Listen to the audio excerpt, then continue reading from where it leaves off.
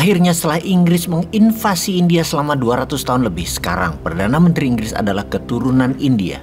Yang mana istri Rishi Sunak lebih kaya dari Ratu Elizabeth II. Istri Rishi Sunak, Ashata Murthy, adalah putri dari Narayana Murthy, Bill Gates-nya India yang kekayaannya diperkirakan antara 60-80 billion dolar. Kita detailkan siapa Rishi Sunak. Lahir di Southampton, Inggris di tahun 1980, bachelornya dari Oxford University, masternya dari Stanford. Menjadi Perdana Menteri Hindu pertama Inggris, orang Asia pertama menjadi Perdana Menteri Inggris, di mana mungkin kehadirannya menjadi Perdana Menteri Inggris ini menjadi karma balasan buat Inggris. Siapa tahu.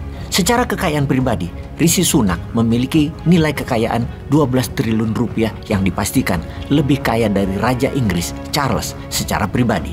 Mengapa ada kata akhirnya di awal narasi Bosman ini? Video narasi kali ini bukan hanya memirror kejadian Inggris, namun ingin membangkitkan semangat juang dan wawasan Nusantara agar generasi Zoomer, yaitu para milenial dan zilenial, untuk berani mengungkap kebenaran sejarah dan berani menantang segala tindakan penjajahan di muka bumi ini agar Indonesia menjadi negara berdaulat dan menjadi negara independen secara utuh, juga menjadikan Indonesia negara superpower di tahun 2045. Kita ke sejarah Inggris dan India dulu.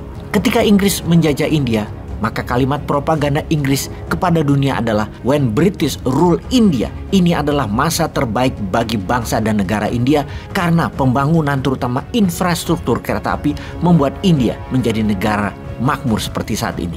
Itulah bullshitnya propaganda, karena faktanya Inggris merampok India senilai 45 triliun dolar. Benar, setengah kekayaan dunia. Keserakan Inggris dengan revolusi industrinya adalah pembalikan fakta bahwa kemajuan revolusi industri Inggris adalah menggunakan uang hasil merampok India. Dalam catatan sejarah yang dibuat oleh sejarawan India dikatakan di antara tahun 1765 hingga 1938 Inggris telah merampok India senilai 45 triliun dolar atau setara 2000 kali APBN Indonesia atau 40 kali GDP Indonesia saat ini. Di abad ke-17 dan 18, India adalah salah satu negara terkaya di dunia. Dikatakan kaya itu bukan kekayaan alamnya seperti Indonesia dulu dan hingga saat ini. Namun kekayaan India sudah berupa material seperti emas, kain sutra, berlian, batu permata, dan banyak lagi teknologi tenun, metal dari India menjadi bahan dasar kemajuan revolusi industri yang diklaim oleh Inggris waktu itu. Juga hingga saat ini adalah berasal dari India. Ketika dipernyatakan bahwa Inggris merampok India, maka jawaban Inggris adalah Inggris memberikan India demokrasi, manajemen bernegara, dan jaringan kereta api, sebuah infrastruktur yang dibutuhkan untuk menyatukan India. Namun kita semua tahu harga yang dibayar India itu ratusan kali lebih mahal dari seharusnya. Penipuan dan penggoblokan atas klaim pembangunan infrastruktur di India oleh Inggris dengan harga mahal adalah sebuah penipuan sejarah dunia. Bahkan Inggris mengatakan mereka mengajari orang India berbahasa Inggris serta main kriket sebagai sebuah kecanggihan dan kebenaran atas perampokan yang Inggris lakukan terhadap India. Ada sebuah survei menarik di mana hasil akhirnya 2/3 penduduk Inggris yang dilakukan survei di tahun 2014 tersebut terhadap sejarah Inggris di India menyatakan bahwa Inggris telah memakmurkan India dan India seharusnya berterima kasih kepada Inggris. Sebuah pembalikan sejarah yang sangat cantik di Inggris. Jangankan rakyat Inggris biasa, Perdana Menteri Inggris James Cameron waktu itu ketika ditanya tentang penjajahan kerajaan Inggris atas India, Inggris sangat membantu India menjadikan India seperti sekarang menjadi makmur. Dan apa yang dilakukan Inggris 200 tahun yang lalu adalah sebuah kebenaran sejarah. Tidak ada pernyataan atas perkosaan rakyat India oleh Inggris. Tidak ada pernyataan atas diambilnya harta dan teknologi India oleh Inggris. Dibatasinya rakyat bergerak dengan hukum yang tidak adil. Pajak yang tinggi oleh politisi dunia juga sejarawan dunia. Semua itu tidak terbukti dan tidak mau diungkap. Dan semua sejarah berpihak kepada sejarah Barat. Dalam catatan sejarah dunia yang diajarkan di Barat, semua sama. Kolonialisasi Eropa juga Amerika pada saat ini adalah dikatakan tindakan mereka sebagai pembebas dari kemiskinan dan pemberi demokrasi.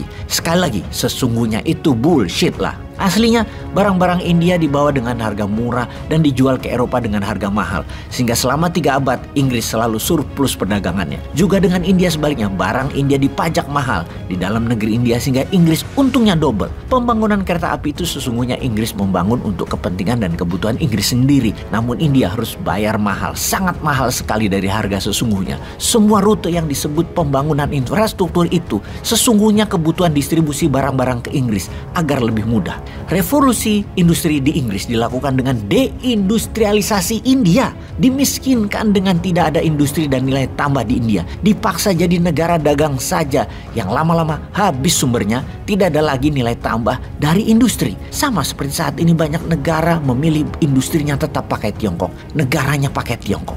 Negara-negara menjadi terima jadi. Dalam jangka panjang pasti banyak negara jadi seperti India selama 200 tahun di bawah Inggris. India ketika dilepas Inggris di tahun 1947 adalah negara termiskin di dunia. Usaha keras India bercita-cita jadi negara superpower membawa India saat ini memiliki GDP 3.200 billion pada tahun 2021. 3 kali lebih kaya dari Indonesia yang baru mencapai 1.100 billion dolar. Usaha keras Narendra Modi contohnya patut dicontoh ketika dirinya menjadi pemimpin India. Kekayaan nasional GDP India adalah 2.000 billion. Naik 1.200 billion dalam 8 tahun pada saat dirinya menjabat. Pejabat Indonesia di tahun 2014, tahun yang sama, GDP-nya adalah 900 billion dolar. Sekarang naik 200 billion. Jadi dalam 8 tahun ketika menjabat dan mengelola negara naik menjadi 1.100 billion GDP Indonesia. Iya, alhamdulillah, walaupun kita tahu 1.200 billion dolar dibandingkan dengan 200 billion dolar itu beda 6 kali lipat. Semoga yang nanti jadi di tahun 2024 bisa naikin jadi 2 atau 3 kali lipat ya, jadi 3.000 billion.